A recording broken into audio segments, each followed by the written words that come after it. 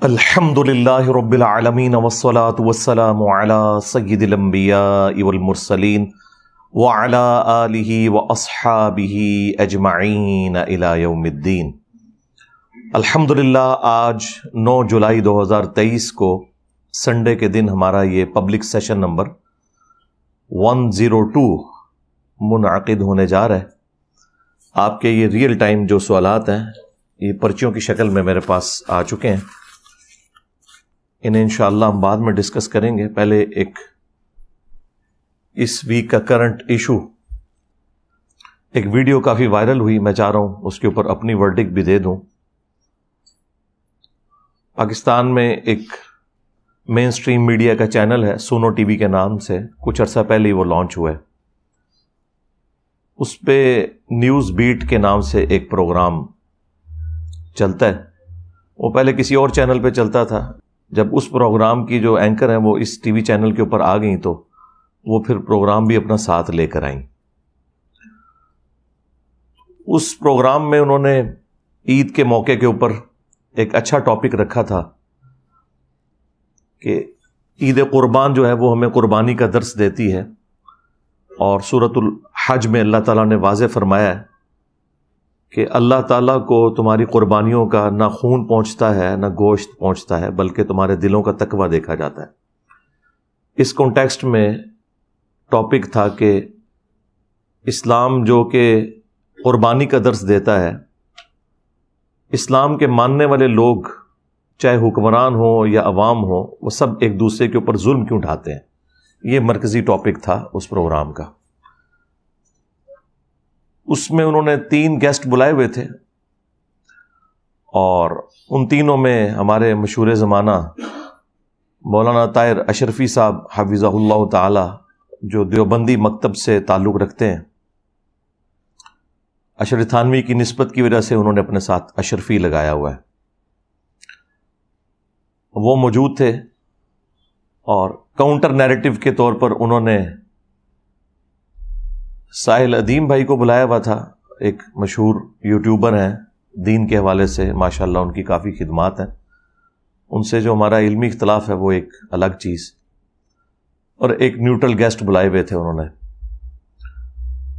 Video تو میرا خیال ہے آپ میں سے اکثر لوگوں نے دیکھ لی۔ کتنے لوگ ہیں جنہوں نے ویڈیو دیکھ لی؟ ذرا ہاتھ کھڑا کریں جی۔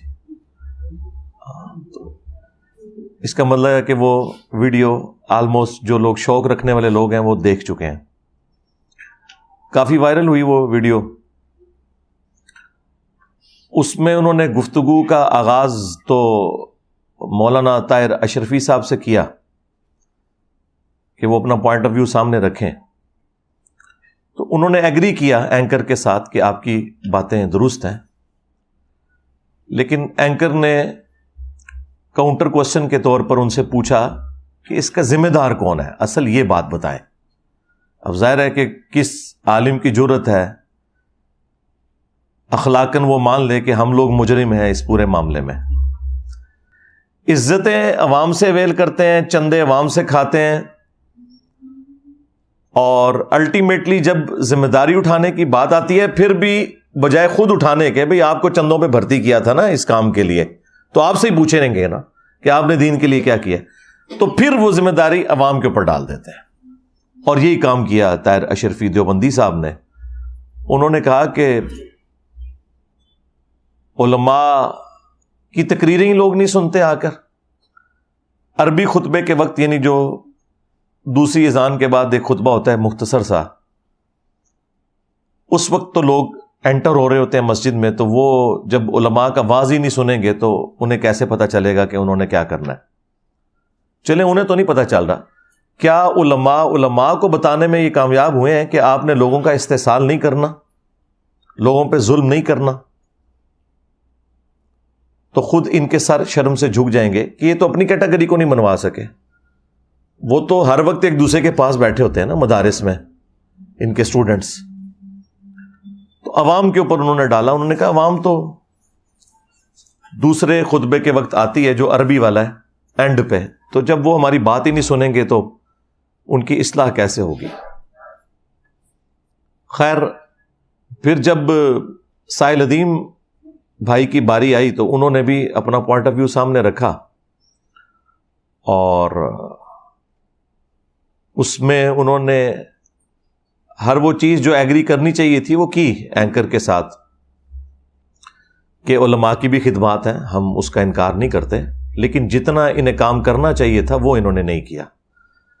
پلس انہوں نے یہ بھی مانا کہ پاکستان جو انیشلی تو ظاہر ایک سیکولر ریاست بننے جا رہی تھی، محمد علی جناح رحمہ اللہ تعالی مسلمان ضرور تھے، لیکن اس طرح کے وہ پریکٹسنگ مسلمان نہیں تھے کہ وہ اسے اسٹرانجلی کوئی اسلامی ریاست بنانا چاہتے تھے، لیکن علماء کی وجہ سے ہی پبلک اکٹھی ہوئی اور ایک ریلیجیس نعرہ بھی مل گیا جس میں مذہب کا رنگ بھی تھا، پاکستان کا مطلب کیا، لا الہ الا اللہ۔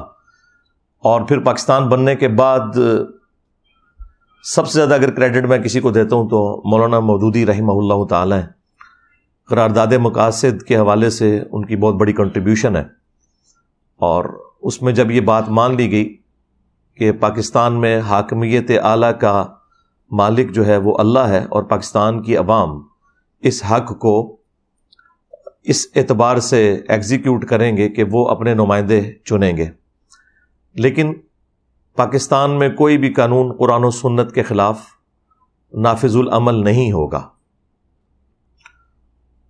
اس کے بعد جو کوئی اس میں باریکیاں ہیں، ان میں کچھ کمزوریاں موجود ہیں، لیکن اوورآل ان پرنسپل یہ بات مان لی گئی، اور اسی پہ مولانا مودودی رحمہ اللہ تعالی نے ورڈکٹ دی تھی کہ آج ریاست پاکستان نے کلمہ پڑھ لیا ہے۔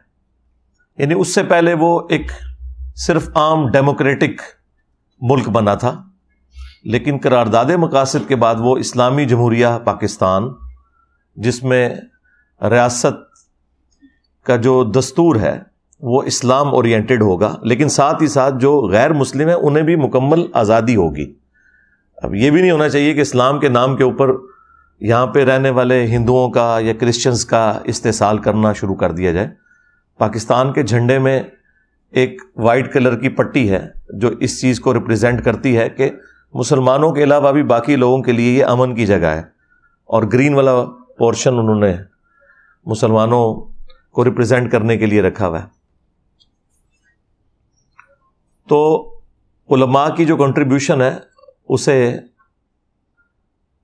ساحل ادیم بھائی نے کہا کہ ہم ایکسیپٹ کرتے ہیں، اس میں تو کوئی دوسری رائے نہیں ہے، لیکن جتنا کام انہیں کرنا چاہیے تھا اتنا یہ کر نہیں سکے۔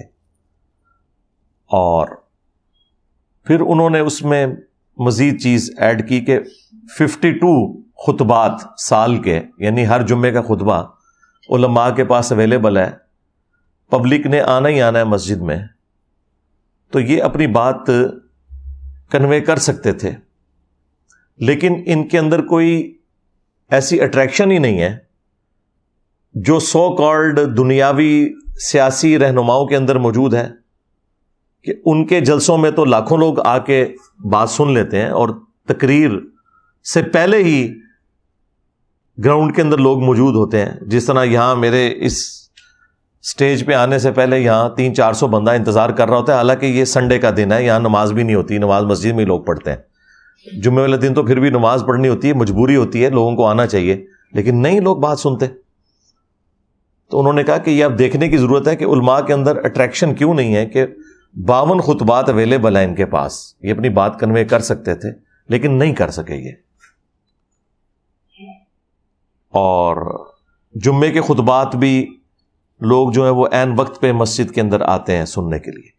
اب یہ والا جو پورشن ہے یہ آلریڈی طاہر اشرفی صاحب نے خود مانا ہوا تھا کہ لوگ نہیں آ کے ہماری بات سنتے۔ اب وہی بات جب ساحل ادیم بھائی نے ریپیٹ کی تو یہ ان کو کاٹ گئی، مطلب بات تو سیم ہی ہو رہی تھی، لیکن وہ اسے اپنے اوپر کرٹیسزم انہوں نے سمجھ لیا۔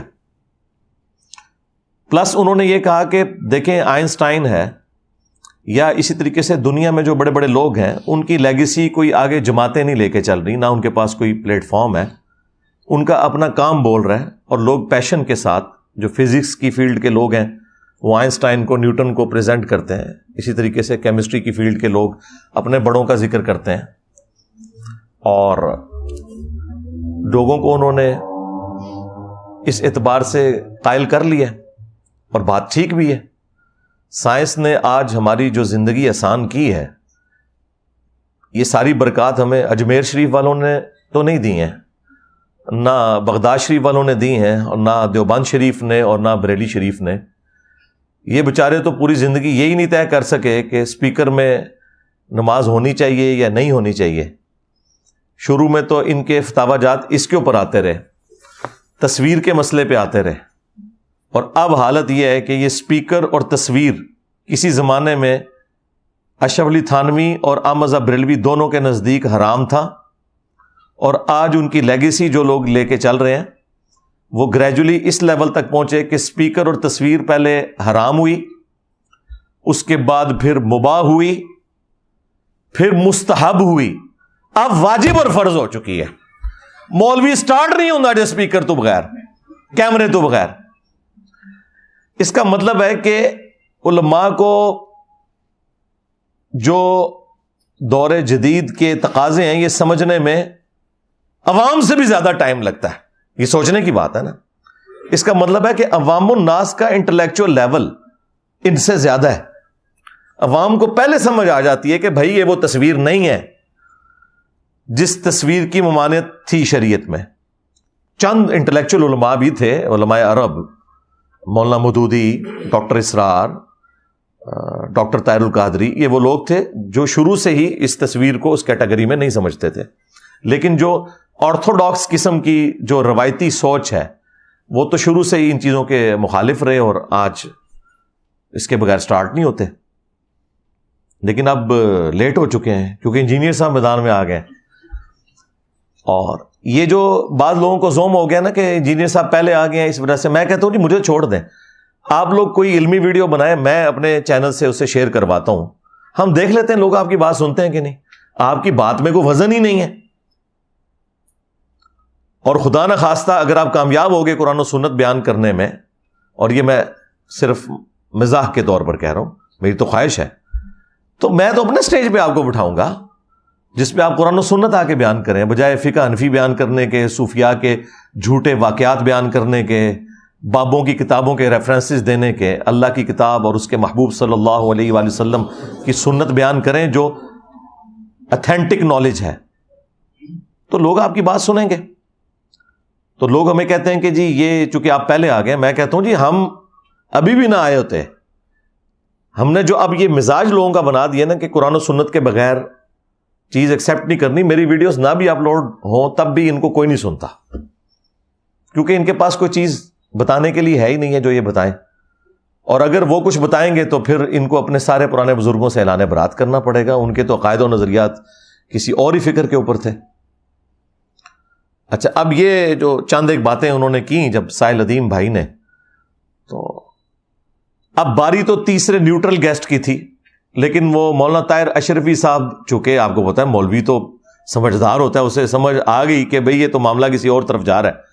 انہوں نے کہا جی مجھے پہلے 2 منٹ بول لینے دیں. اچھا، تو وہ اینکر نے ترس کھایا کہ چلو مولانا صاحب ہیں، ان کی بھی بیچ میں کوئی ایک آدھ جملہ لے لیتے ہیں. حالانکہ اصولاً ایسا نہیں کرنا چاہیے تھا، وہ اپنی باری پہ بولتے ہیں نا. تو وہ اینکر کو اگر یہ پتا ہوتا کہ یہ اٹھ کے بھاگ جائیں گے تو وہ کبھی بھی ان کو اس طرح چانس بیچ میں نہ دیتے. تو انہوں نے کہا کہ جی میں تو ایسے بدتمیز شخص کے ساتھ بیٹھ ہی نہیں سکتا. انہیں یہ سمجھ آ گئی تھی کہ یہ ابھی 5 منٹ میں میں نے اتنی کروا لی ہے اپنی اور اپنے بڑوں کی، اور اگلے 1 گھنٹے کے اندر تو بچنا ہی کچھ نہیں ہے. جو آپ کو یاد ہے کہ میں نے بھی 1.5-2 سال پہلے کہا تھا کہ اسی کو کہا تھا، یہ اس وقت گورنمنٹ میں تھا نا، میں نے کہا تھا کہ تجھے بڑا شوق ہے نا مناظرے کروانے کا، تو بیٹھ پی ٹی وی کے اوپر اور بلا لے جتنے بڑے بلا سکتے ہو. تقی عثمانی صاحب کو بلانا ہے، مفتی منیر صاحب کو بلانا ہے، کسی اور کو بلانا ہے بلاؤ، اور لائیو پروگرام چلے، اپنے موقع پہ تم بولو، پھر میں بھی ریبٹل کروں گا، میں بتاؤں گا کہ ان کے عقائد اور نظریات کیا ہیں المحنت علی المفنت کے اندر، اور قرآن و سنت میں کیا عقیدے لکھے ہوئے ہیں. تو دودھ کا دودھ پانی کا پانی ہو جائے گا. اور وہ میری کرامت 1.5-2 سال کے بعد ظاہر ہوئی کہ آپ دیکھ لیں یہ اتنی دیر ہی بات سن سکتے ہیں. اصولی بات یہ سن کے تو اٹھ گئے ہیں. ابھی تو ریفرنسز کے ساتھ اگر میں بیٹھا ہوں تو کیا حال ہو، وہ نیو ٹی وی کے اوپر آپ نے دیکھ نہیں لیا.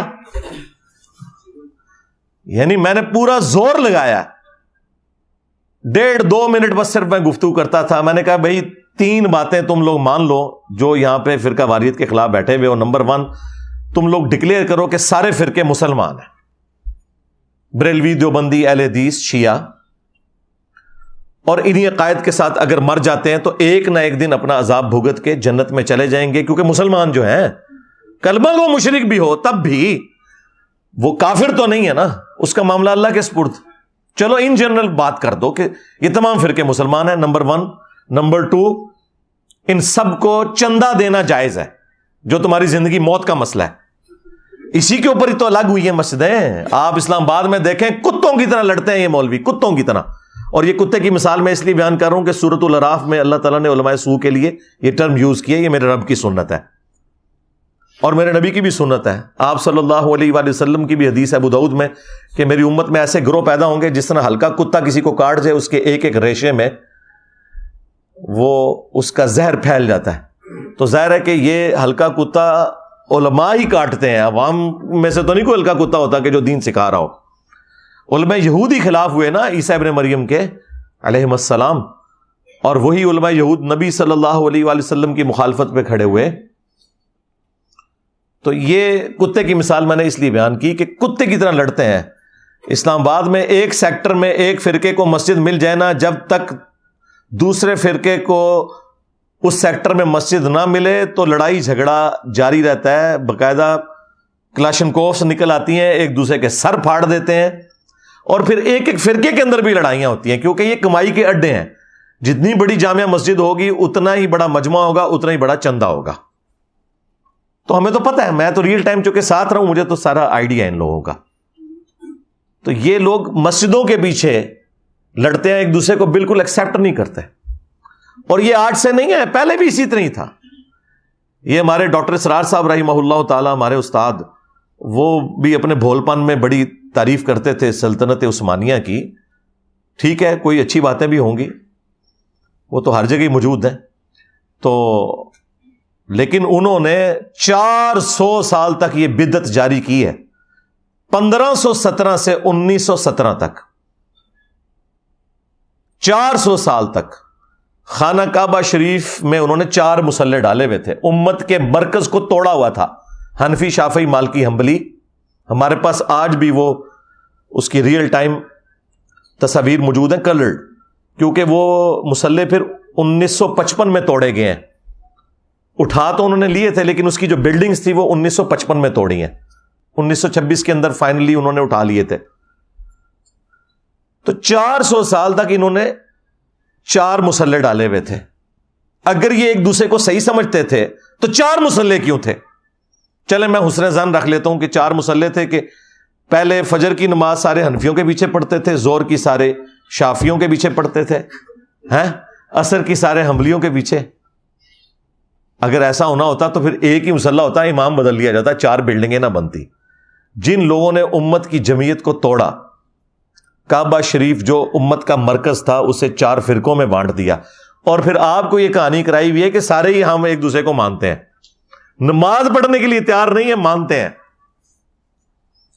اور یہ تیسری شرط میں نے اس پروگرام میں رکھی تھی کہ تم لوگ فتویٰ دو کہ ایک دوسرے کے پیچھے نماز بھی ہو جاتی ہے.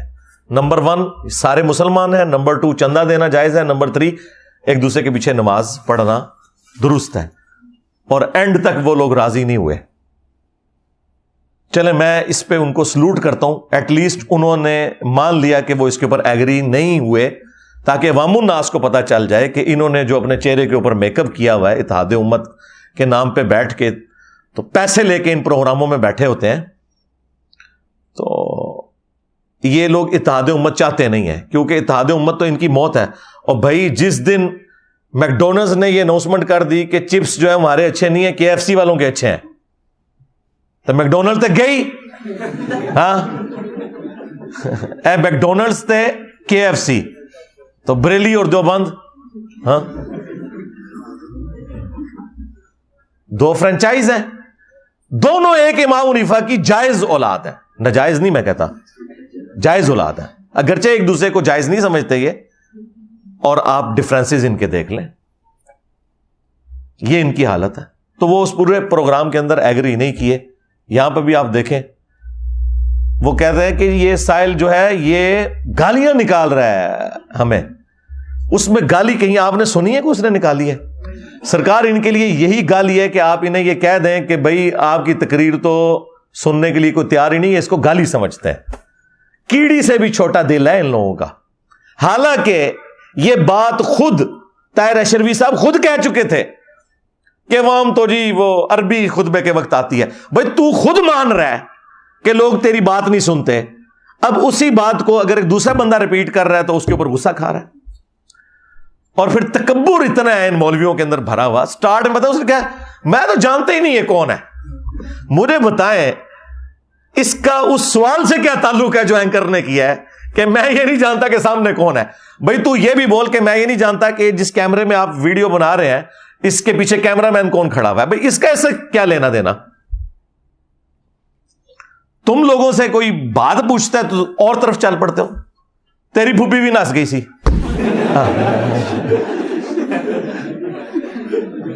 بات ہے کرنے والی. سوال کوئی اور ہو رہا ہے تو پھوپھی کی تو ناچ گئی بھائی, پھوپھی بے شک ناچ گئی ہوئے لیکن سوال تو اپنی جگہ قائم ہے. تو کہتا میں تو اسے جانتا ہی نہیں ہوں یہ کون ہے. پھر کہا کہ یہ لا علم ہے, یہ ان کے پاس ایک بڑی ایک ورڈکٹ ہے موٹی سی. پھر کہا کہ جی یہ اسے اخلاق ہی نہیں ہے, اور یہ جو ہے علماء کے یہاں پہ بخیے ادھیڑ رہا ہے مولوی صاحب کہہ کے. تو مولوی صاحب کہہ رہے ہیں نا, اور کیا کہے تمہیں؟ پادری صاحب کے ہاں مولوی ہو نا, اور کیا ہو. اور یہ ریسپیکٹیبل ورڈ ہے, تمہاری وجہ سے بدنام ہوا نا, ٹھیک ہے نا. اس سے بہتر اور لفظ کیا ہو سکتا تھا. اور پھر یہ کہتا ہے کہ جی انتہائی بےہودہ انسان ہے یہ بےہودہ کا لفظ بھی اس نے استعمال کیا. اور پھر اینڈ پہ کہا جی میں معذرت کرتا ہوں, اٹھ کے وہاں سے وہ کالر مائک اتار کے چلے گئے. یہ ان لوگوں کا ٹوٹل ٹیمپرامنٹ ہے.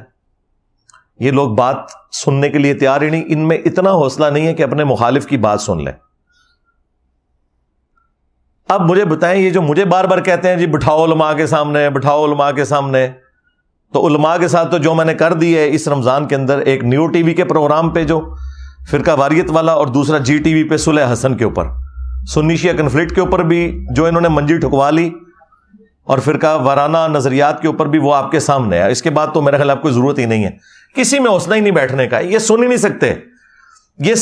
سکتے کہ ان کے بڑوں نے کیا کام ڈالا ہے, نہیں سن سکتے. اور انہیں خطرہ ہے کہ ظاہر ہے کہ میں یہ بات تو سٹارٹ اس سے کروں گا نا کہ ہاں جی بتاؤ نا ذرا کدھر کھڑے ہو. اور پھر یہ کہتے ہیں کہ جی وہ پرانے قصے چھوڑیں. پرانے قصے کیسے چھوڑ دیں؟ تم لوگوں نے چھوڑ دیے. تم لوگوں نے اسلام کو فرقوں میں بانٹا ہے تو انہی پرانوں کے نام پہ ہی بانٹا ہوا ہے نا. جب تک پرانے کٹہرے میں کھڑے نہیں ہوتے آگے ہم کیسے چلیں گے؟ یہ ہو ہی نہیں سکتا کہ پرانوں کو چھوڑ دیا جائے. یہ تو اسی طریقے سے ہے کہ قادیانی کہیں جی غلام احمد قادیانی کو چھوڑیں, آپ وہ اپنے اعمال کا خود ذمہ دار ہے, ہم سے بات کریں. یہ کیسے ہو سکتا ہے؟ جب تک تم اس دجال کو جس نے دعوی نبوت کیا دجال نہیں مانتے, ہم آگے کیسے چل سکتے ہیں؟ یہ ڈیمانڈ ہی غلط ہے. اچھا قادیانیوں کی مثال میں فوراً سمجھ آ جاتی ہے. ہاں بس تو ظاہر ہے یہ ایک دوسرے کو اسی طریقے سے سمجھتے ہیں آپس میں. باقی فرقے بھی ادھر بھی آپ کو سمجھ آ جانی چاہیے. کوئی مشکل راکٹ سائنس تو نہیں ہے, میں کوئی آپ کو 4 آرڈر ڈیفرنشیل ایکویشن تو یہاں سالو نہیں کروا رہا. سمپل سی بات ہے, یہ اپنا ہی آئینہ ہے جو آپ نے دیکھنا ہے. یہ ٹوٹل اس پروگرام کا لب لباد تھا. ویسے وہ آپ ضرور ویڈیو دیکھیں, یوٹیوب کے اوپر اپلوڈ ہے, اس میں کافی آپ کو مزیدار گفتگو نظر آئے گی. میں نے مختصر جو بیچ میں کرٹیکل پوائنٹس تھے صرف وہ ہائی لائٹ کیے ہیں تاکہ میں اس کا انالیسس کروں. ابھی تو پارٹی شروع ہوئی ہے. ہاں ابھی تو میں اس کا انالیسس کروں گا اور آپ کو بتاؤں گا کہ اس کے اندر کیا کیا مدنی پھول نکلتے ہیں. ہم وہاں موجود تو نہیں تھے, لیکن اللہ کا شکر ہے جب ہم اس کو ایڈریس کریں گے تو عوام الناس کو کوئی تھوڑی بہت بیچ میں کوئی بات ایسی تھی نا جو سمجھ نہیں آئی کہ یہ کس اسٹیشن سے بول رہا ہے اور وہ کس اسٹیشن سے جواب دے رہا ہے, تو وہ آپ کو سمجھ آ جائے گی. لیکن تفصیل میں جانے سے پہلے ایک دفعہ دروشی پڑھ لیں. اللہم صلی علی محمد وعلی آل محمد واصحاب محمد وازواج محمد وامت محمد اجمعین الی یوم الدین. پہلے تو ہم شروع کرتے ہیں میٹھی میٹھی باتوں سے. یعنی کہ ساحل ادیم بھائی نے جو باتیں کی ہیں ان کا میں کریٹیکل انالیسس کروں گا. طاہر اشرفی صاحب کو ہم پھر بعد میں دیکھیں گے. ساحل ادیم بھائی نے وہاں جو بنیادی بات کی تھی نا ایک، وہ یہ تھی کہ یہ اصل وجہ جو ہے نا اس سارے کے سارے ایشو کی، وہ ہے اس امت کی اور علماء کی قرآن سے دوری.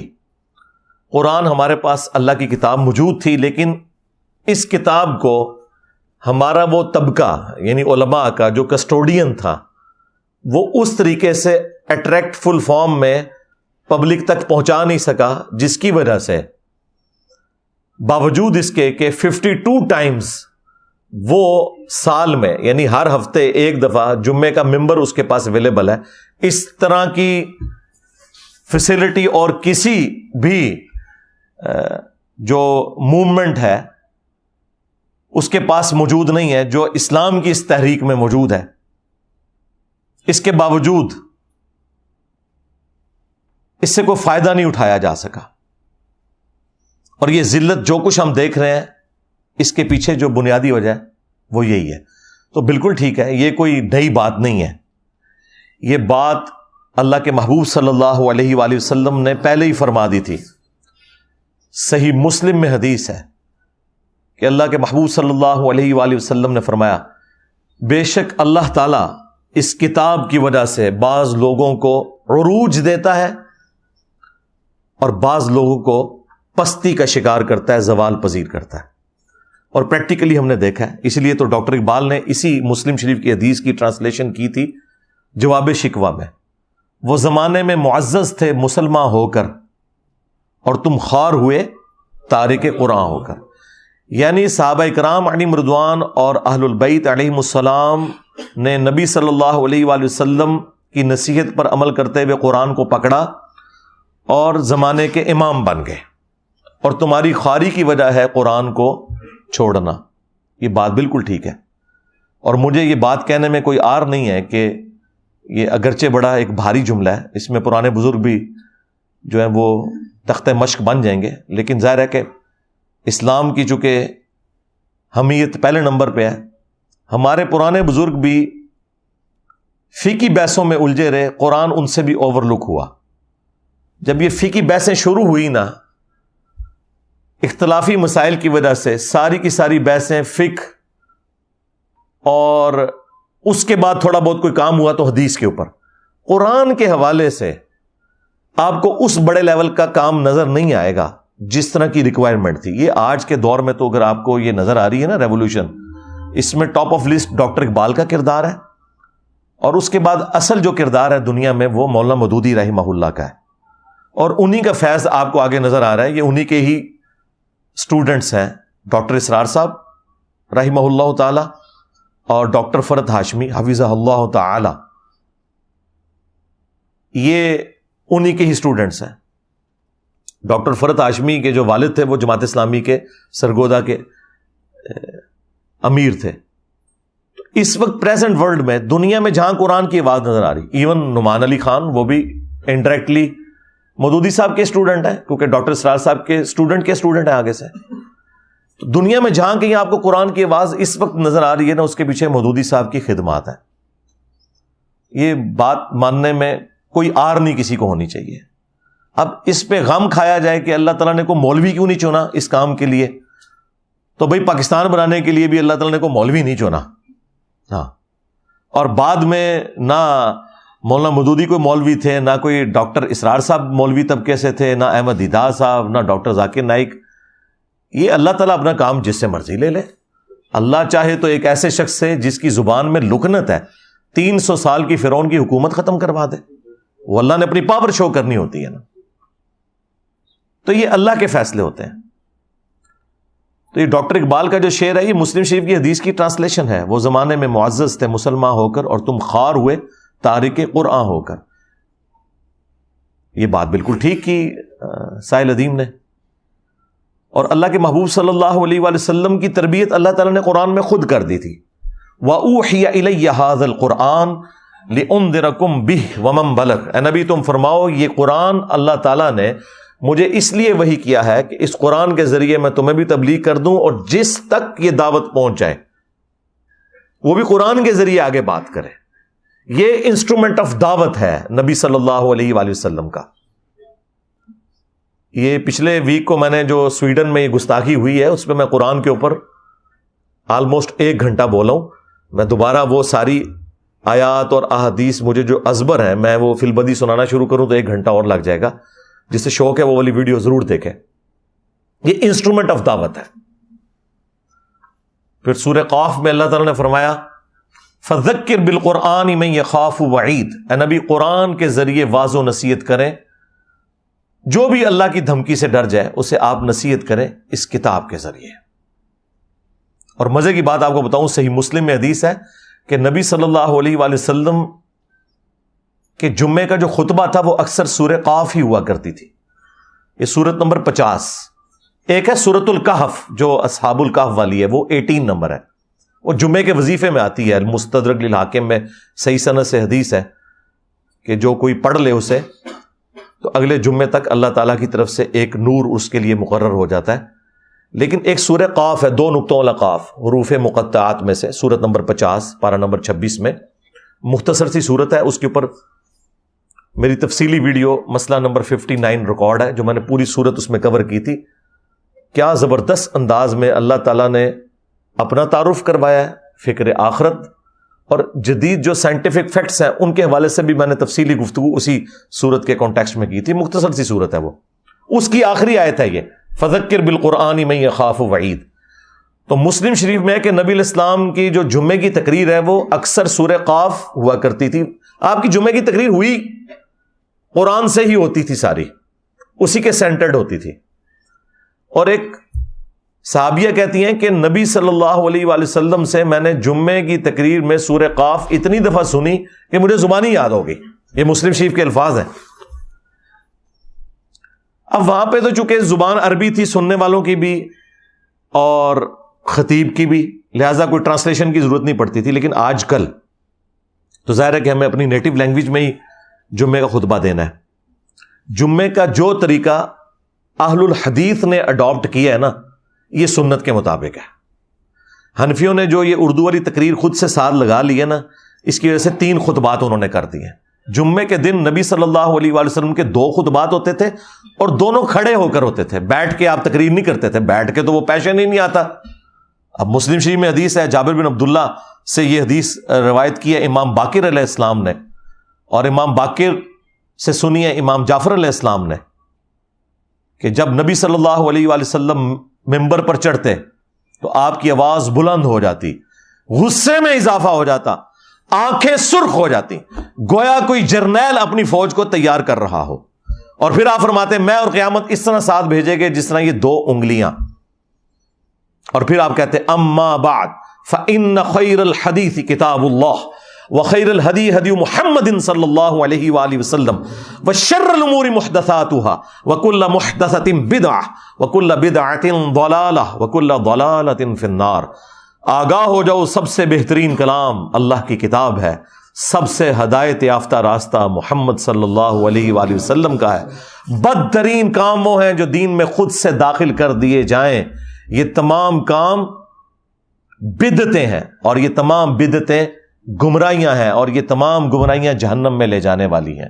وَلِعَوْذُ بِاللَّهِ تَعَالَى اللَّهُمَّ أَجِرْنَا مِنَ النَّارِ. تو نبی علیہ السلام کھڑے ہو کر خطبہ دیتے تھے اور 2 خطبوں کے درمیان تھوڑی دیر کے لیے وقفہ کرتے تھے بیٹھ کر. 3 خطبے نہیں تھے آپ کے ہوتے, اور وہ دونوں چونکہ سننے والے عربی تھے تو عربی میں ہوتے تھے. اہل حدیث نے بالکل اسی کو اڈاپٹ کیا ہے, وہ بھی 2 خطبے دیتے ہیں. حمد و صلات جو ہے وہ عربی میں اور اس کے بعد تقریر اردو میں, انہی خطبوں کے اندر, اور کھڑے ہو کر, تاکہ وہ خطیب کا جوش بھی نظر آئے. جمعے کا خطبہ جو ہے وہ غامدی سٹائل میں تو نہیں ہونا, اس سے تو دنیا میں چینج نہیں آئے گی. چینج تو آئے گی اگریسو سٹائل سے. تو نبی صلی اللہ علیہ وآلہ وسلم کے اس پیٹرن کو اس اعتبار سے اہل حدیث نے جو جمعے کا طریقہ اڈاپٹ کیا. یورپ امریکہ میں وہ 2 خطبے انگلش میں ہونے چاہیے, حمد و صلات عربی میں ہو, باقی اس کی تقریر والا پورشن جو ہے وہ انگلش کے اندر ہو، اپنی نیٹو لینگویج کے اندر. سندھی ہیں تو سندھی زبان میں کریں، کوئی اردو بول کے کوئی دھونس ڈالنے کی ضرورت نہیں ہے. مسئلہ بات سمجھانا ہے. اگر کہیں پنجابی لوگوں کو بہتر آتی ہے، پنجابی میں خطبہ ہونا چاہیے اور کھڑے ہو کر دونوں خطبے ہوں، اور اس میں قرآن بیان ہو، بابوں کی سٹوریاں بیان نہ ہو. ہاں، پھر جب ہم اس طرح کی باتیں کرتے ہیں، یہ کہتے ہیں جی ہمارے بزرگوں کا مذاق اڑاتے ہیں، بھی آپ لوگوں نے اپنے بزرگوں کا مذاق خود اڑوایا ہے. آپ لوگوں نے دین جو امت کو دیا ہے نا، سواریاں سوار کی ہیں مکے اور مدینے کی آوازیں لگا کر، عزتیں اویل کی ہیں تم نے اللہ اور اس کے رسول کے نام کے اوپر، عز و جل و صلی اللہ علیہ وآلہ وسلم. چندے بٹورے ہیں، جدادیں منائی ہیں، لیکن الٹیمیٹلی دھوکہ یہ دیا ہے کہ اس امت کو جا کے تم نے بغداد شریف، اجمیر شریف، دیوبند شریف میں جا کے پھینک دیا. غداری کی ہے تم لوگوں نے رسول اللہ کے ساتھ صلی اللہ علیہ وآلہ وسلم. پھر دیکھ لو اللہ تعالیٰ نے کتنی بڑی بلا تھوڑے اتنے چھڑ دیتی ہے. کہندے نے جی انسانی تاریخ ہی جتنا بڑا فتنہ نہیں آیا. بالکل صحیح کہا ہے تو، اوڑا پیر نہیں جنہیں میرے سر دی قیمت رکھی ہے. ہاں، انہوں نے کیا ہے کہ اتنا بڑا فتنہ اسلامی تاریخ ہی نہیں آیا. بالکل اے عربی والا فتنہ تواڈے اوتے اتنی بڑی آزمائش کدے پئی ہی نہیں سی. یہ بالکل صحیح بات کی ہے. بہت برا وقت آیا ہے، وہابیاں ہوتے بھی تے دیوبندیاں ہوتے بھی تے بریلویاں ہوتے بھی تے شیعہ ہوتے بھی. تا وقت ہے کہ یہ لوگ اپنی فرقہ واریت کو چھوڑ کر اس شخص کے ساتھ اپنی نسبت مضبوط نہ کر لیں کہ جس کی قبر مدینے میں صلی اللہ علیہ وآلہ وسلم. سیدھی سی بات ہے. تو ان لوگوں نے دین کے ساتھ یہ کچھ کیا تھا، دین کو ٹیمپر کیا ہے. جامعہ ترمذی میں حدیث موجود ہے، سلسلہ احادیث صحیحہ میں شیخ البانی نے لی ہے کہ عدی بن حاتم، جو حاتم تائی مشہور فیاض تھے نا عرب کے، ان کا بیٹا مسلمان ہوا، اس نے سلیب لٹکائی ہوئی تھی اپنے گلے میں.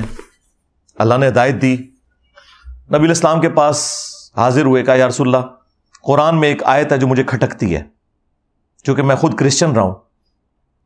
تو یہ قرآن میں جو لکھا ہوا ہے اتخذوا احبارہم ورہبانہم اربابا من دون اللہ، سورہ التوبہ آیت نمبر 31، کہ یہود و نصارہ نے اللہ کو چھوڑ کر اپنے راہبوں کو، علماء کو، جوگیوں کو اور صوفیوں کو، احبار یعنی وہ علماء جو علم کی گہرائی میں اترے ہوئے ہوں، رہبان یہ راہب کی جمع ہے، صوفی جوگی، یہ اعلیٰ حضرت نے بھی یہی ترجمہ کیا ہوا ہے، یہی بنتا ہے. ان کو اپنا رب مان لیا تھا اللہ کے مقابلے پر. تو یا رسول اللہ ہم تو اپنے علماء کی کوئی عبادت نہیں کرتے تھے، اپنے جوگیوں صوفیوں کی کوئی عبادت نہیں کرتے تھے. آپ علیہ السلام نے فرمایا کہ مجھے بتاؤ کہ کیا تم اپنے ان صوفیوں، جوگیوں، علماء کے کہنے پر، احبار اور رہبان کے کہنے پر حلال چیز کو حلال اور حرام کو حرام نہیں تصور کر لیا کرتے تھے؟ ان کا یا رسول اللہ ایسے ہی تھا. فرمایا یہی تو ان کو رب بنانا ہے، کیونکہ شریعت کا کسٹوڈین اللہ ہے اور اس کا ریپریزنٹیٹو وقت کا پروفٹ. اچھا، یہاں پہ تو عدی ابن حاتم کو جواب دینا چاہیے تھا، جو ہمارے مدرسوں میں سکھایا جاتا ہے کہ یا رسول اللہ اگر علماء سے پوچھ کر نہ چلتے تو کس کے پیچھے چلتے؟ کتنے گیا میرا دماغ. دیکھو، جب عدی ابن حاتم سے حضور یہ کہہ رہے تھے کہ تم اپنے علماء اور بزرگوں کے کہنے پر حلال کو حلال اور حرام کو حرام نہیں مان لیتے تھے، تو ان کو کہنا چاہیے تھا یا رسول اللہ ڈگری تے ہونا گول ہے نا، وہی دسن گے منو دین. میں تو جاہل ہوں، میں نے تو علماء سے پوچھ کے ہی چلنا تھا نا. اس کا مطلب ہے اللہ کے نبی کیا کہہ رہے تھے کہ علماء سے پوچھ کے ضرور چلو، لیکن دلیل بھی دیکھو. اور اگر کوئی بڑے سے بڑا مولوی بھی قرآن و سنت کے خلاف بات کرے تو تمہیں چھوڑ دینا چاہیے تھا. اور یہ سیم بات قرآن میں بھی لکھی ہوئی ہے، ایتونی بکتاب من قبل ھذا او اثارۃ من علم ان کنتم صادقین. نبی ان کافروں سے کہو کہ اگر تم اس قرآن کو نہیں مانتے نا، لاؤ اس سے پہلے کوئی اور کتاب جو اللہ کی طرف سے نازل ہوئی ہو، یا انبیاء کے آثار یعنی احادیث یا سنت، ان سے مجھ سے آ کے بات کرو. یہ کیا بات ہوئی کہ بزرگوں نے فرما دیا اور ہمارے بابوں نے کہہ دیا؟ لاؤ کتاب. یعنی اللہ کے نبی علیہ السلام کو بھی یہ سکھایا گیا آپ نے ان سے کتاب ڈیمانڈ کرنی. ایتونی بکتاب من قبل ھذا، ایک کتاب مانگنی، دوسری کیا؟ او اثارۃ من علم، یا علم کے آثار، سنت، کتاب اور علم. تو یہی تو ہم نے عرض کیا ہے کہ نام ہے بابی، نام ہے بابی، میں ہوں مسلم علمی کتابی، علم بھی کتاب بھی. ایتونی بکتاب من قبل ھذا او اثارۃ من علم ان کنتم صادقین. یہاں آپ لوگوں کو بتایا نا جناب کہ یہ لکھا ہوا ہے جی قرآن و سنت میں، آگے سے جناب پڑھ جاتے ہیں اور کسٹوڈین دین کے بنے ہوئے ہیں. آپ اندازہ کریں، آپ فزکس کے پروفیسر کو تو بھری کلاس میں یہ کہہ سکتے ہیں کہ حضرت یہ جو آپ نے فارمولہ لکھا ہے کتاب میں اس طرح نہیں ہے، وہ آپ سے نہیں لڑے گا، وہ کہے گا تھینک یو بیٹا. مولوی کیا کہے گا؟ Thank you. مولوی کا ایٹیچیوڈ کیا ہوگا؟ آپ کو علماء سے بات کرنے کا طریقہ ہی نہیں آتا، نال ترے چار ویسے ہی پڑتی کیتے انہوں نے سجے کھبے. یا پھر اینڈ پہ جب زیادہ غصہ آئے گا نا، آپ ذرا کمرے میں تشریف لیں. واہ واہ، اللہ دے بندے ہو، تقریراں کر دو باہر اوپر مجمع، سوال پوچھنے سے کمرے میں تشریف لیں. کوئی جواب ہی نہیں آتا ہوتا، اور کمرے چ نہ جانا، مہربانی کریے. انہوں کو تقریر باہر کی تھی جنا تو جواب بھی باہر دو گے. ہمیں تو بڑا بتایا کہ حضرت عمر سے پبلکلی لوگوں نے جب پوچھا حضرت سلمان فارسی نے کہ آپ نے کرتا کیسے سلوایا ہے، وہ کمرے میں جا کے تو نہیں پوچھا تھا، تقریراں کر دو باہر تے سوال دے دو جواب اندر. تو یہ ان کا ایٹیچیوڈ قرآن و سنت کے بالکل منافی ہے، ان کا کوئی لینا دینا نہیں میرے بھائی. یہ افسوس کی بات ہے کہ اگر آپ کو اچھے نان چاہیے تو 10 نان بھائیوں کے پاس جائیں تو کوئی ایک اچھا مل ہی جائے گا. اچھا کپڑا چاہیے تو 10 دکانوں پہ پھریں، ایک آدھ اچھا کپڑا کی دکان مل ہی جائے گی. لیکن آپ 10 مدرسے گھومیں نا اور آپ کہیں کہ مجھے کوئی دین مل جائے صحیح والا، تو افسوس کے ساتھ دین آپ کو مدرسے سے نہیں مل رہا ہوگا، دین آپ کو ڈاکٹر اسرار سے مل رہا ہوگا، مولانا مودودی سے مل رہا ہوگا، احمد دیداس سے مل رہا ہوگا. یہ کتنا بڑا علمی ہے. بس یہ وہی ہے جو صحابہ کرام کو بھی اللہ تعالیٰ نے دھمکی لگائی تھی، اگر تم نے دین کا کام چھوڑ دیا تو ہم تمہیں ختم کر کے پھر ایسی امت لے آئیں گے وہ کسی ملامت کرنے والے کی پرواہ بھی نہیں کرے گی، وہ اس کی کمٹمنٹ اللہ کے ساتھ ہوگی. تو سیدھے شاہی کوئی نہیں ہو. اور میرا تو یہی خیال ہے کہ یہ مولویوں سے اللہ نے ہاتھ اٹھا لیا. پہلے تو صرف ہاتھ اٹھایا سی نا، ہوں جناب میرے ہاتھ کے ذریعے گھاٹے پکڑوا لینا. صرف پہلے ہاتھ چکیا ہوا سی. اللہ تعالیٰ اپنے بندوں سے کام لیتا ہے جی دین کا. اس طرح دستاریں پہن کر، جبوں اور کبوں سے مشکل عربی الفاظ بول کر، عربی اشعار پڑھ کے، یہ اس طرح کو دنیا میں نہ تبدیلی آتی ہے، نہ اللہ تعالیٰ کو اس طرح کے مسلمان مطلوب ہیں کہ وہ اس قسم کی روش کو اختیار کریں کہ ہمیشہ پرابلم اینڈ کے اوپر کھڑے ہوں. آپ دنیاوی پروفیسر سے پوچھتے ہوئے نہیں ڈرتے، ان سے آپ ڈرتے ہیں. اور پھر ان کے اندر تکبر دیکھیں کتنا بھرا ہوا ہوتا ہے، کتنا تکبر ان کے اندر بھرا ہوتا ہے. ان کے پاس آخری اربا پتہ کیا ہوتا ہے؟ اور جی آپ کے پاس تو ڈگری نہیں ہے، آپ بات ہی نہیں کر سکتے. اور اپنی ڈگری کا ان کا یہ حال ہے کہ دیوبند کے مفتی کو بریلویوں کا بچہ بھی کہتا ہے گستاخ رسول نے جنمی. اے تہاڈی کتے دی بھی اوقات نہیں تہاڈی ڈگری دی. جب ایک عام بریلوی دیوبندیوں کے مفتی کو کہہ دے کہ یہ جنمی اور گستاخ ہے، ڈگری کیا، وہ تو اسے مسلمان بھی ماننے کے لیے تیار نہیں ہے، تو یہ اوقات ہے. اور ایک عام دیوبندی ڈاکٹر طاہر القادری صاحب کو کیا ولی اللہ مانتا ہے، عالم مانتا ہے؟ گمراہ کہتے ہیں. بریلویوں کے بزرگوں کو گمراہ کہتے ہیں. تو یہ ٹوٹل ان کی ڈگری کی اوقات ہے کہ ایک دوسرے کو گمراہ سمجھتے ہیں. اور یہ نہ سمجھیے گا کہ یہ آج کے لوگوں کا حال ہے، پرانے بھی یہی کچھ تھے. ہمارے کراچی کے مفتی صاحب، ان سے اب ہماری دوستی ہو گئی ہے، تو وہ اگلے زمانوں میں کہا کرتے تھے کہ نہیں، یہ بعد والے لوگوں نے جھگڑے ڈالے ہیں، اگلے جو علماء گزر چکے وہ آپس میں شیر و شکر تھے. ہم نے کہا شیر و شکر نہیں تھے، شیر و شکار تھے. اور خود اپنے بارے میں جو ان کے دعوے تھے، توبہ کرو. آپ اندازہ کریں، تذکرۃ الرشید میں رشید احمد گنگوئی، جسے بریلوی کہتے ہیں گند گوئی، گنگوہ علاقے کے رہنے والے تھے. یہ 3 بڑے بابے ہیں نا دیوبندیوں کے، رشید احمد گنگوئی، اشرف علی تھانوی اور قاسم نانوتوی، جو مدرسہ دیوبند کے بانی تھے. تو رشید احمد گنگوئی کے بارے میں تذکرۃ الرشید میں ان کے اپنے مرید لکھتے ہیں کہ حضرت جو ہیں وہ اکثر یہ فرمایا کرتے تھے کہ میں اللہ کی قسم اٹھا کر کہتا ہوں. اندازہ کریں ذرا آپ، یہ خالی عبد القادر جیلانی کے دعوے نہیں ہیں، یہ ان کے بھی یہ دعوے ہیں کہ حق وہ ہے جو رشید کی زبان سے نکلتا ہے.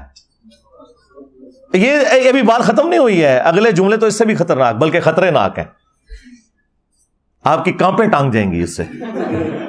حق وہی ہے, سن لو, حق وہی ہے جو رشید کی میری زبان سے نکلتا ہے, اور میں قسمیاں کہتا ہوں میں کچھ نہیں ہوں مگر یہ کہ اس زمانے میں لوگوں کی نجات موقوف ہے صرف میری اتباع کے اوپر. ہاں جی, ہاں جی, لوگوں کو کہتے ہیں جی بڑا تکبر ہے. اور دوسری طرف احمد صاحب بریلوی صاحب نے اپنی وفات سے چند گھنٹے پہلے اپنے بیٹوں کو وصیتیں لکھوائی ہیں جو پرنٹ ہوئی ہیں وصایا شریف کے نام سے. اس میں احمد صاحب بریلوی صاحب نے وصیت پتہ کیا کی ہے؟ میرا دین اور میرا مذہب جو میری کتابوں سے ثابت ہے, تمہارے لیے تمام فرائض سے بڑھ کر اہم فرض اسے پکڑنا ہے. میری کتابوں سے, کتابوں سنت سے نہیں. یعنی میں تو آپ کہتا ہوں قرآن میں لکھا ہے, بخاری مسلم لکھا, انہوں نے کہا نہیں, جو میں نے بتایا ہے میرا دین اور میرا مذہب جو میری کتابوں سے ثابت ہے.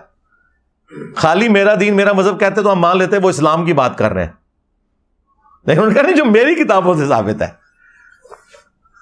یہ ان کا تکبر کا عالم یہ تھا. لیکن ایک دوسرے نو انہوں ایک دوسرے نو پھر ہاتھوں ہاتھ لیندے سن. توبہ کرو, اس طرح لیندے سن کہ چولہا لا کے رکھ چھڑتے سن ایک دوسرے دیاں. وہ میں آپ کو بعد میں کچھ مثالیں دوں گا. پہلے مجھے وہ ایک تذکرۃ الرشید کی وجہ سے وہ یاد آ گئی وہ بات. طاہر اشرفی نے اپنی اس ویڈیو میں ساحل الدین کو کہا کہ یہ بڑا بےہودہ ہے. تو میں پھر طاہر اشرفی صاحب کو بتاتا ہوں کہ بےہودگی کن لوگوں کے اندر ہے. آئے ہائے ہائے ہائے. اشرف تھانوی صاحب نے کتاب لکھی ارواح ثلاثہ, 3 اولیاء کی کرامات جو اپنے بزرگوں کو انہوں نے ڈکلیئر کیا ہے. ان میں قاسم نانوتوی, رشید احمد گنگوئی بھی شامل ہیں. تو وہ اس میں کہتے ہیں کہ ایک دفعہ کوئی مدرسے میں پروگرام تھا بڑے لیول کا. آج کل کے مفتی تو چھپ کے ان کی ویڈیو بنتے ہیں نا, یہ وہ ویڈیو ہے جو پبلکلی بنی ہوئی ہے, سی سی ٹی وی میں نہیں ہے.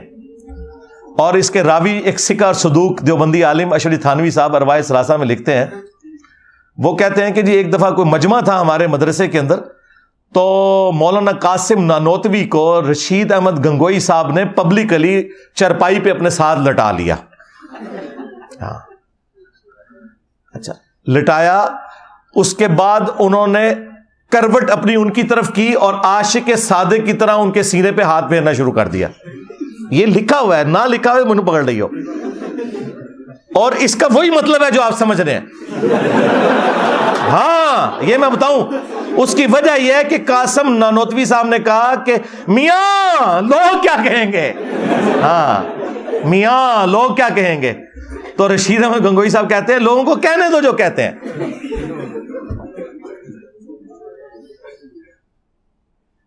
بزرگوں کے سینوں اور قبروں سے فیض لینے کے ہم قائل ہیں, جو المؤنت میں لکھا تھا. یہ سینے سے فیض اس طرح لیا جاتا ہے,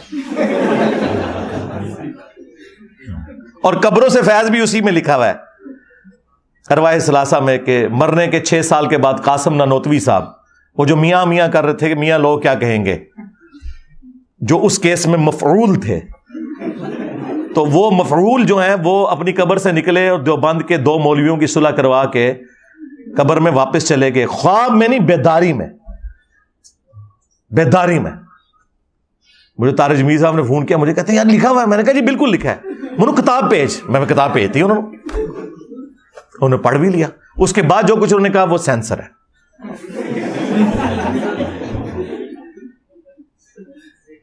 تو یہ 6 سال بعد قبر سے نکلے ہیں, لیکن چونکہ نکلنے والا دیوبندی تھا لہذا توحید ہے. اگر بریلوی نکلا ہوتا تو شرک ہوتا. یہ ان کا ٹوٹل اوقات ہے ایک دوسرے کے ساتھ. اب واپس ہے وہ میاں. وہ میاں جو تھے نا جی, وہ تو یہاں تک صرف بات ختم نہیں ہوئی ہے. تذکرۃ الرشید سے مجھے یاد آیا تھا, تو تذکرۃ الرشید میں لکھا ہے کہ ایک دفعہ رشید احمد گنگوئی صاحب نے خواب دیکھا کہ مولانا قاسم نانوتوی دلہن کی شکل میں ان کے عقد میں آئی ہیں. جی انہوں نے یہ نہیں کہا کہ میں نے اپنی دلہن جو ہے ان کی شکل میں دیکھی, نہیں, میاں قاسم جو ہے دلہن کی شکل میں میرے عقد میں آئے. پھر آگے بھی انہوں نے لکھا ہے. ہاں, اور وہ اگلے والے الفاظ آپ خود پڑھ لیجیے گا. اینڈ پہ انہوں نے اس کی جو تشریح کی ہے وہ یہ ہے کہ چونکہ رشید احمد گنگوئی کے مرنے کے بعد قاسم نانوتوی نے ان کے اسٹوڈنٹس کی دیکھ بھال کرنی تھی نا, تو اس لیے اس قسم کا خواب آیا. ان کو خواب اسی قسم کے آتے ہیں. اب اشرف تھانوی نے 18 سال کی اسٹوڈنٹ کے ساتھ شادی کرنی تھی, تو اس کے ایک مرید نے خواب دیکھا، جی میں نے دیکھا کہ اما عائشہ آپ کے گھر آئی ہیں. تو اس نے کہا کہ اس سے تشریح تو یہی بنتی ہے کہ کوئی کم سن لڑکی میرے ہاتھ لگے گی. استغفر اللہ. دیکھ رہا ماں کو ہے اور اس کی جو تشریح کر رہا ہے وہ یہ خوابوں کی تشریح بیان ہو رہی ہے بزرگوں کی. ابھی تو اشرف علی رسول اللہ والا خواب تو اپنی جگہ، اور وہ صرف خواب نہیں ہے، اس کے بعد بیداری میں بھی اس نے پڑھا. لوگ کہتے ہیں جی وہ بے اختیار تھا، جی اس بیچارے کا کیا قصور. ہم کہتے ہیں ہم اس کو نہیں کہہ رہے، ہم تو بابے کو کہہ رہے ہیں کہ بابے کو جب پتا چلا کہ اس پہ شیطان چڑھ گیا تو اس کا کام یہ نہیں تھا اسے تسلی دیتا، بلکہ یہ کہتا کہ توبہ کر تیرے تے شیطان چڑھے ہے. کہتا نہیں، تسلی تھی کہ تیرے پیر متبع سنت ہے، جو تو نے خواب میں بھی پڑھا اور بیداری میں بھی بے اختیار نکلا. یہ تو بے اختیار نہیں تھا. اب آ جائیں اس کی طرف جو میں نے کہا تھا نا، یہ ان کے بڑے بھی ایک دوسرے کی ڈگریوں کو نہیں مانتے تھے. حسام الحرمین میں 1905 میں احمد رضا بریلوی صاحب نے کتاب لکھ کے علماء عرب سے فتوے لیے. اس وقت صوفی علماء تھے سلطنت عثمانیہ کے، تو وہ سارے وہ بریلوی ٹائپ عقیدے رکھتے تھے. انہوں نے کفر کے فتوے دیے علماء دیوبند کے اوپر اور غلام احمد قادیانی کے اوپر. وہ کتاب حسام الحرمین، حرمین کی تلوار، اس کے اینڈ پہ جا کے انہوں نے کنکلوڈ کیا کہ علماء دیوبند کے بارے میں کہ سب کے سب مرتد ہیں، یعنی واجب القتل ہیں، ان کے کفر میں شک کرنے والا بھی کافر ہے، اور یہ اسلام سے نکل چکے ہیں، اجماع امت ہے. اب علماء عرب نے 26 کوسچن لکھ کے دیوبند کے پاس بھیجے کہ بھئی آپ جواب دیں، تمہارے بارے میں تو احمد رضا بریلوی نے بتایا کہ تم تو وہابی ہو. اس وقت وہابی وہاں پہ برے سمجھے جاتے تھے، آج تو حکومت ہے نا ان کی. المہند کا پورا ٹاپک یہ ہے کہ آپ نے یہ ثابت کرنا ہے کہ آپ وہابی نہیں ہیں، آپ صوفیوں کے ماننے والے ہیں. وہ 26 سوال لکھ کے بھیجے، کیونکہ اسی اسام الحرمین میں انہوں نے لکھا تھا چوتھا فرقہ وہابیہ شیطانیہ، جو شیطان لعین ابلیس کے پیروکار ہیں، جس طرح کے روافظ شیطان اطاق کے پیروکار ہیں. وہ دیوبند کو انہوں نے کہا یہ وہابیہ شیطانیہ فرقہ ہے. وہ دیوبند کو بھی وہابی اعلیٰ حضرت کہتے تھے نا. تو المہند میں انہوں نے اس کے جواب دینے شروع کیے. انہوں نے کہا ہمارا کیا لینا دینا وہابیوں کے ساتھ، وہابی تو گمراہ. اور پھر انہوں نے کہا ہم تو بزرگوں کے ماننے والے ہیں، ہم فروع کے اندر امام حنیفہ کے مقلد ہیں، اور عقائد میں ہم ماتریدیہ اور اشعریہ ان کو فالو کرنے والے ہیں، اور سلسلہ تصوف میں ہم چشتیہ، نقشبندیہ، قادریہ، ساروں کا انہوں نے لکھا شروع. سٹارٹ تو ہے. سوال پوچھا گیا تسی ہے کہ انہوں نے نہ اللہ نہ ذکر کیتا جے نہ رسول دا. سیدھے ہی سٹارٹ ہو جائے امام حنیفہ تو تے قادری چشتی تے ختم ہو جائے. پورے الفاظ میں کہیں ہے نہیں کہ ہم اللہ رسول کے ماننے والے ہیں. اور پھر اس میں انہوں نے کہا کہ یہ احمد رضا بریلوی ان کی جماعت ایک شیطانی لشکر ہے جو ہم پہ حملہ آور ہوا ہے، جس طرح کے شیاطین حملہ آور ہوتے تھے انبیاء کے اوپر، یہ علماء دیوبند رضی اللہ عنہم پر حملہ آور ہوا ہے. احمد رضا بریلوی ان کی جماعت شیطانی لشکر. کافر ہی کہا نا، ظاہر ہے انبیاء کے اوپر جو شیاطین حملہ آور ہوتے تھے وہ کوئی مسلمان تو نہیں ہوتے تھے، کافر ہوتے تھے. پھر انہوں نے کہا آپ نے بات کی محمد بن وہاب، ہم محمد بن عبد الوہاب ان کی جماعت کو خوارج کی ایک جماعت سمجھتے ہیں، اور ہمارا وہی نظریہ جو ابن عابدین شامی نے فتاوی شامی میں لکھ دیا ہے رد المختار در مختار کے حاشیے میں، کہ خوارج کی ایک جماعت ہے. آج ریالوں کے چکر میں دیوبند اور وہابی کٹھے ہوئے ہیں. ایون امام کعبہ کئی بار دیوبند مدرسے میں بھی جاتا ہے، حالانکہ وہ ان کو مجدد مانتے ہیں اس وقت کے علماء عرب بھی، محمد بن عبد الوہاب کو. اور یہ کہہ رہے ہیں یہ خوارج کی جماعت ہے جو شیطان کا سینگ بخاری مسلم میں آیا تھا نا، وہ کہتے ہیں یہ ہے وہ نکلا ہے جو آج چندوں کے چکر میں، ریالوں کے چکر میں ایک ہو گئے. اور بریلوی، احمد رضا بریلوی صاحب بھی، ان کے ماننے والے بھی ان کو خوارج ہی سمجھتے ہیں. جال حق میں مفتی احمد یار خان نعیمی صاحب نے سیم وہی رد المختار کی عبارت نقل کی ہے. یہ تو ذرا ایک بعد میں ان کا تھوڑا آپس میں اختلاف ہو گیا، ادروائز یہ دونوں ایک ہی ہیں پیچھے سے. امداد اللہ مہاجر مکی بابا ہے بریلویوں کا بھی دیوبندیوں کا بھی. تو یہ ایک دوسرے کے بارے میں یہ عقیدہ رکھتے ہیں. اور پھر اعلیٰ حضرت تو جس شان سے حملہ آور ہوئے ہیں وہ تو پھر انہی کا خاص ہے. ملفوظات اعلیٰ حضرت ان کے بیٹے نے خود جمع کیا، اور یہ پہلی جلد میں یہ حوالہ موجود ہے جو ورڈ بائی ورڈ خود اعلیٰ حضرت نے پڑھی ہے، اور خود اس پہلی جلد کی شان میں ایک ربائی بھی لکھی ہے، وہ بھی میں ساتھ اٹیچ کروں گا کارنر پہ. کہ احمد رضا بریلوی صاحب سے پوچھا گیا کہ یہ جو وہابی ہیں دیوبند اور اہل حدیث، کیا ان کے پیچھے نماز پڑھی جا سکتی ہے؟ انہوں نے کہا ان کی تو نماز ہی باطل ہے، ان کے پیچھے نماز، ان کی تو اپنی نماز نہیں ہوتی، ان کے پیچھے کیسے کوئی نماز پڑھ سکتا ہے؟ پھر پوچھا گیا ان کی مسجد میں پڑھ سکتے ہیں اپنی؟ انہوں نے کہا کفار کی مسجد مثل گھر کے ہے. کافر ڈکلیئر کیا, ڈائریکٹ کافر لکھا. یہ نیو ٹی وی پہ مولوی کہہ رہے تھے کہیں کافر نہیں لکھا, یہ کافر کا لفظ لکھا ہے مذہب ریلوی صاحب نے دیوبند اہل حدیث کے لیے کہ کافروں کی مساجد ہیں یہ. اور پھر پوچھا گیا اذان, انہوں نے کہا ان کی اذان بھی باطل ہے جس طرح کہ نماز باطل ہے, البتہ اللہ کا نام آئے تو عز و جل اور نبی صلی اللہ علیہ وآلہ وسلم کے نام پر دروشی پڑھ لیں, باقی یہ فارغ ہے. اور پھر احکام شریعت میں جو اعلیٰ حضرت نے ان کی طبیعت صاف کی ہے, توبہ توبہ توبہ, کانوں سے دھواں نکالا ہے. ان سے پوچھا گیا کہ یہ جو دیوبندی ہیں, اہل حدیث ہیں, شیعہ ہیں, قادیانی ہیں, سارے فرقوں, نیچری سر سید احمد خان کے نیچر کے ماننے والے لوگ, ان کے ذبیحے کے بارے میں کیا حکم ہے؟ کہ ٹھیک ہے ویسے تو یہ کافی نہیں ہے آپ کے نزدیک, لیکن اگر یہ جانور ذبح کر دیں تو سوال ویسے بالکل ٹھیک کیا تھا انہوں نے کہ یار قرآن نے تو تھوڑا لینیٹ ویو لیا ہے کہ سورہ المائدہ میں آیا کہ یہود و نصارہ کا ذبیحہ حلال ہے تمہارے لیے, اہل کتاب کا. تو انہوں نے اسی اعتبار سے سوال کیا کہ یار یہود و نصارہ سے تو یہ لوگ بہتر ہی ہیں, کم از کم اللہ رسول کے ماننے والے ہیں, دیوبندی, اہل حدیث, شیعہ یا ایون قادیانی بھی ہوں, انہوں نے وہ جو کفری عقیدہ رکھا, لیکن اوور آل وہ یہود و نصارہ کی طرح تو نہیں ہے نا. یہود و نصارہ تو نبی علیہ السلام کو مانتے ہی نہیں سرے سے. تو اعلیٰ حضرت نے جواب میں کہا کہ وہابی, پھر بریکٹ کھولی انہوں نے, دیوبندی, اہل حدیث, شیعہ اور قادیانی کافروں کو بھی سال دکھا. یہ 1,00,000 دفعہ بھی اللہ کا نام لیں تو ذبیحہ مردار رہے گا, البتہ یہود و نصارہ کا ذبیحہ حلال ہے. ہاں یہ آ کے میں کہتے ہیں یہ علماء کی بڑی خدمات ہیں. جی یہ خدمات ہیں. اپنے بارے میں بڑے بڑے کلیم اور دوسروں کو اس طریقے سے اٹھا کے پرے پھینکا ان لوگوں نے. یہ خدمات ہیں ان لوگوں کی. آپ کو پتہ ہے یہ تو میرا فیوریٹ ٹاپک ہے, میں اس پہ بولنا شروع کروں تو ختم ہی نہیں ہوگا, بولتا چلا جاؤں. لیکن میں نے یہ ساری باتیں اس وقت موقع غنیمت جانتے ہوئے, چونکہ اس وقت یہ کرنٹ ایشو کے طور پہ چل رہی ہے, تو میں نے یہ آپ کے اندر انجیکٹ کی ہیں کہ آپ کو یہ سمجھ آ جائے کہ اصل مسئلہ امت کا یہی ہے کہ امت نے قرآن کو چھوڑ دیا, سنت کو چھوڑ دیا. یہ سلیبس بہترین تھا, لیکن اس سلیبس کو جو ٹیچر سکھا رہے تھے نہ خود انہوں نے اس پہ عمل کیا اور نہ آگے یہ سکھایا. مجھے بتائیں نبی الاسلام نے حجۃ الوداع کے موقع پر جو صحیح مسلم میں حدیث ہے اس میں تو آپ نے فرمایا کہ میں اپنے بعد تم میں وہ چیز چھوڑ کر جا رہا ہوں جسے پکڑ لوگے تو کبھی گمراہ نہیں ہوگے, اور وہ اللہ کی کتاب ہے. مسلم شریف میں حجۃ الوداع کا جو خطبہ ہے اس میں صرف قرآن کا ذکر ہے.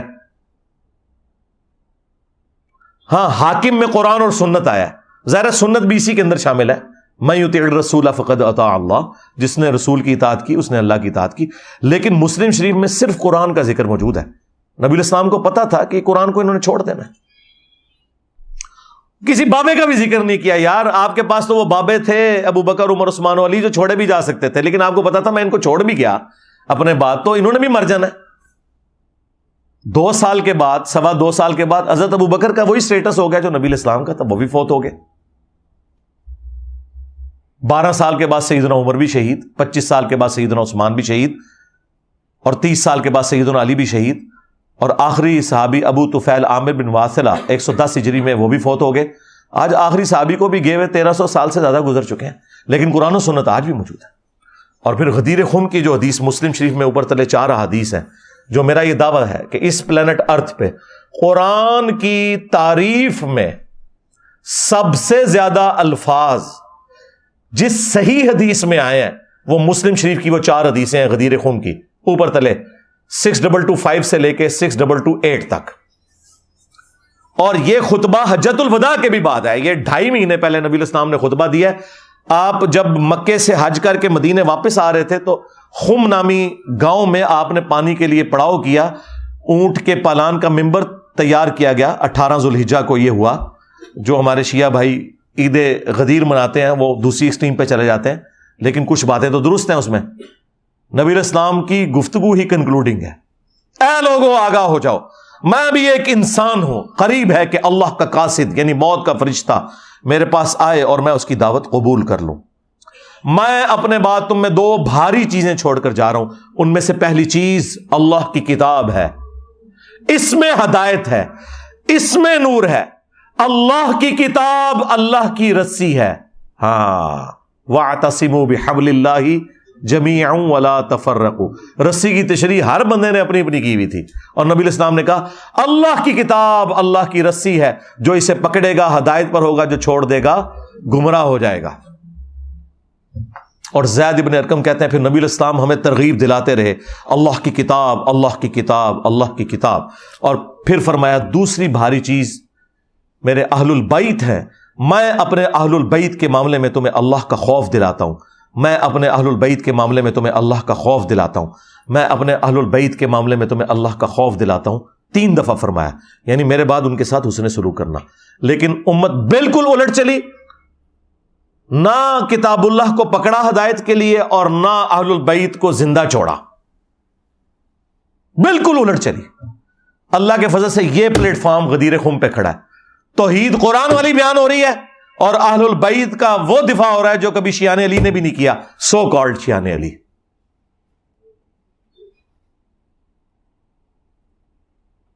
اللہ کے فضل سے ہم غدیر خم کے اوپر کھڑے ہیں. تو اللہ کی کتاب کو پکڑنا, اس میں ہدایت ہے, نور ہے, یہ اللہ کی رسی ہے, جو اسے پکڑے گا ہدایت پر ہوگا, جو چھوڑ دے گا گمراہ ہو جائے گا. یہ تمام تعریفی کلمات. اور امت دیکھ لیں قرآن سے, امت یہ کہتی ہے قرآن و حدیث ڈائریکٹ نہ پڑھنا گمراہ ہو جاؤ گے. امت نے آیا خدمت کی تیجیے, اور یہ اس امت سے مراد ان کے کسٹوڈین مولویوں نے. اچھا میں جو بھی بات کرتا ہوں کہتے ہیں یہ جھوٹ بول رہا ہے, یہ تو ہے ہی نہیں تھا. میں نے کہا کہ یہ لوگ کہتے تھے کہ بغلوں میں بت رکھ کے آتے تھے, رفع الیدین ہوتا تھا, اس لیے یہ انہوں نے جھوٹ مشہور کیا تھا. یہ کہتے ہیں ہم نے کبھی نہیں کہا. اب یہ اس سے بھی انکاری ہو گیا, کہتے ہیں ہم نے تو کبھی نہیں کہا قرآن و حدیث ڈائریکٹ پڑھو گے تو گمراہ ہو جاؤ گے. ہر چیز سے انکاری ہو رہا ہے. چلو ان پڑھانا شروع کر دو.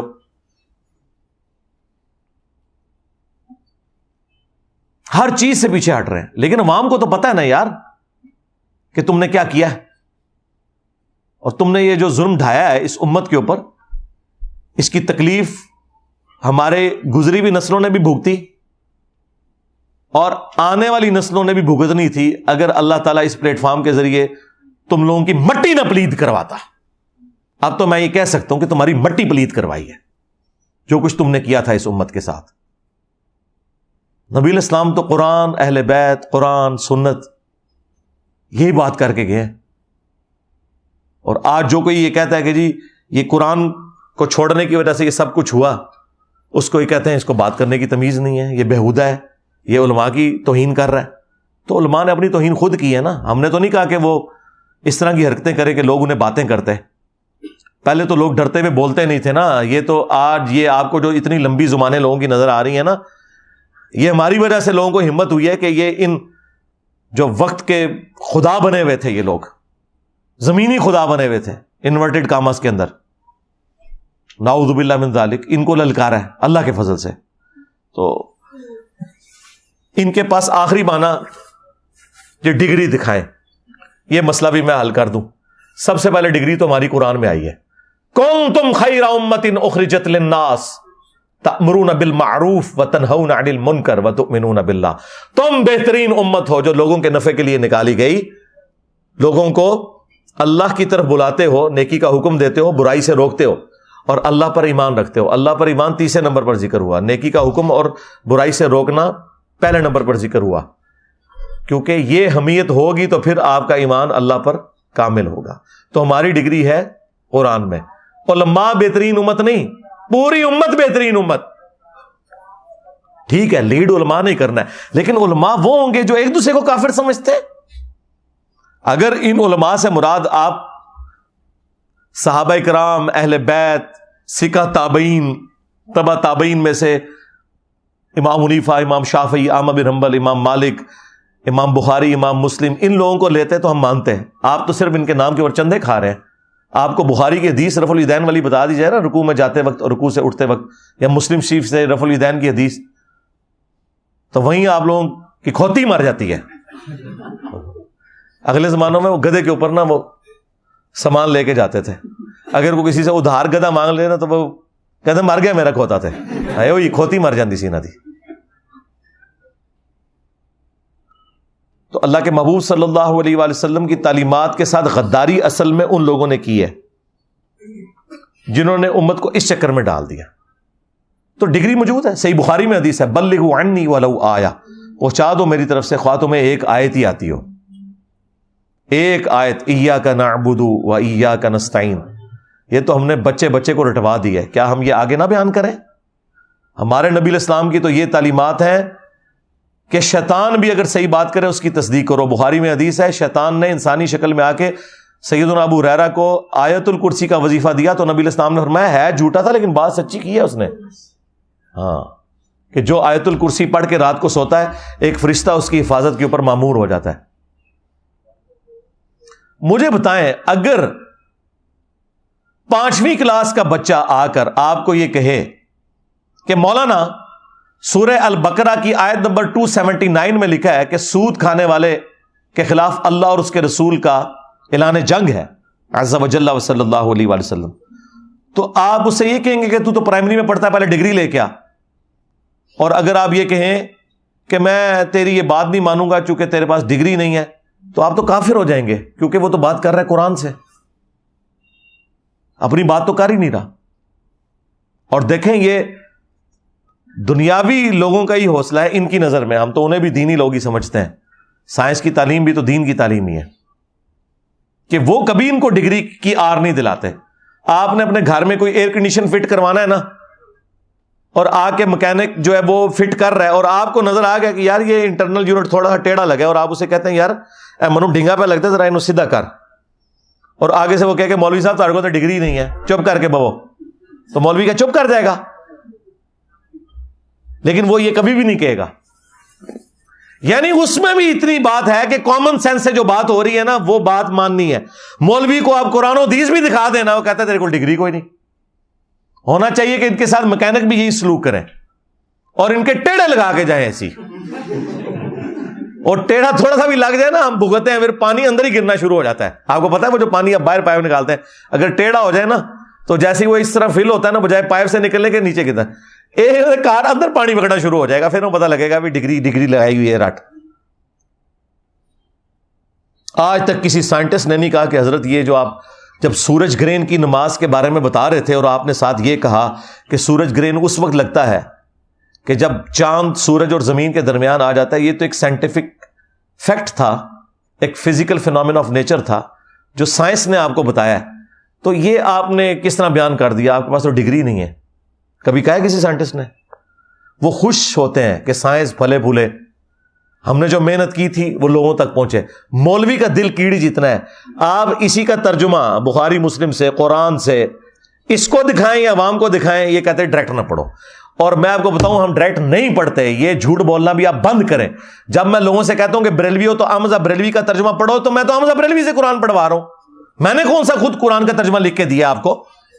دیوبندی ہو تو اشرف تھانوی کا ترجمہ پڑھو، تو کیا میں نے اپنا ترجمہ آپ کو دیا یا اشرف تھانوی کا ترجمہ بتایا؟ تو کس کی جرت ہے دیوبندی یا بریلوی کی کہ وہ یہ کہے کہ میں اعلیٰ حضرت سے یا اشرف تھانوی سے بہتر ترجمہ کر سکتا ہوں؟ کسی کی جرت نہیں ہے. تو ہم ڈائریکٹ ان سے ہی پڑھوا رہے ہیں. جیسا صحابہ کرام پڑھے لکھے نہیں تھے لیکن ان کی زبان کے اندر قرآن نازل ہوا، اللہ تعالیٰ نے انہیں ہدایت دے دی. تو اسی طریقے سے آج قرآن جب اردو زبان میں آ گیا اور عوام الناس اسے پڑھے گی تو اسے ہدایت مل جائے گی، بالکل مل جائے گی، بالکل واضح ہے. تو یہ جو کہتے ہیں نا علماء سے انجینئر صاحب متنفر کروا رہے ہیں یا سائل ادیم متنفر کروا رہے ہیں، علماء سے نہیں متنفر کروا رہے ہیں، ان کے کرتوتوں سے متنفر کروا رہے ہیں. آپ اپنے کرتوت ٹھیک کر لیں. رہے علماء تو 99 قتل تو آپ نے بھی کیے ہوئے ہیں. اگر میں یہ کہوں یہ گلے پھاڑنے والے مولویوں سے اور دیوبندیوں سے کہ آپ لوگ جمعے کے خطبے میں یہ دعا کروایا کریں کہ اے اللہ ہمارے بچوں کو اعلیٰ حضرت امام احمد بریلوی کی طرح دین کی خدمت کرنے کی توفیق عطا فرما، تو کیا کوئی وہابی آمین کہے گا؟ یا میں بریلویوں کی مسجد میں دعا کرواؤں کہ یا اللہ ہمارے بچوں کو احسان اللہ ظہیر کی طرح دین کی خدمت کرنے کی توفیق عطا فرما؟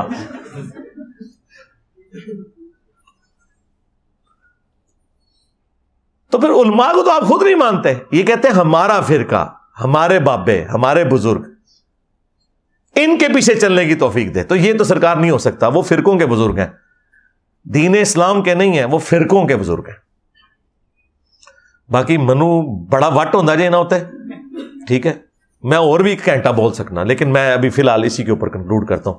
صلو علی محمد وآل محمد، اللہم صلی علی محمد وعلی آل محمد واصحاب محمد وازواج محمد وامت محمد اجمعین الی یوم الدین، آمین. اللہم انی اسألک بانک انت اللہ لا الہ الا انت الاحد الصمد الذي لم يلد ولم يولد ولم يكن له كفوا احد وإلهكم إله واحد لا إله إلا هو الرحمن الرحيم الف لام میم اللہ لا إله إلا هو الحي القيوم اللهم صل على محمد وعلى آل محمد اللهم ربنا آتنا في الدنيا حسنة وفي الآخرة حسنة وقنا عذاب النار ربنا آتنا من لدنك رحمة وهيئ لنا من أمرنا رشدا رب ارحمهما كما ربياني صغيرا ربنا هب لنا من أزواجنا وذرياتنا قرة أعين وجعلنا للمتقين إماما اللهم اغفر لحينا وميتنا وشاهدنا وغائبنا وصغيرنا وكبيرنا وذكرنا وأنثانا اللهم من أحييته منا فأحيه على الإسلام ومن توفيته منا فتوفه على الإيمان. اے اللہ، جن جن بھلائیوں کا سوال تیرے محبوب صلی اللہ علیہ وآلہ وسلم نے تجھ سے کیا، ہمارے حق میں، ہمارے ماں باپ کے حق میں، ہمارے بیوی بچوں کے حق میں، پوری امت کے حق میں قبول منظور فرما. جن جن چیزوں کے شر سے تیرے محبوب علیہ السلام نے تیری پناہ طلب کی، تمام مسلمانوں کو ان چیزوں کے شر سے اپنی پناہ عطا فرما. بالخصوص انڈیا، کشمیر، فلسطین، چائنا، یمن، عراق، شام، جہاں کے بھی مسلمان پریشانی کے عالم میں، اے اللہ غیب سے ان کی عزت، آبرو، جان و مال کی حفاظت فرما. اے اللہ ہمارے ملک پاکستان کی اور پورے عالم اسلام کی خیر فرما، اندرونی اور بیرونی خطرات سے محفوظ فرما. اے اللہ حاضرین کے دلوں میں جو جو نیک اور جائز دعائیں ہیں قبول فرما. حاضرین کے جو چھوٹے بڑے رشتہ دار فوت ہو چکے ان کی مغفرت فرما، جو بیمار ہیں انہیں شفا عطا فرما. یہ تمام دعائیں تمام مسلمانوں کے حق میں قبول منظور فرما. سبحان ربک رب العزت عما یصفون وسلام علی المرسلین والحمد للہ رب العالمین وصلی اللہ علی النبی الکریم وعلی آلہ واصحابہ اجمعین الی یوم الدین، آمین.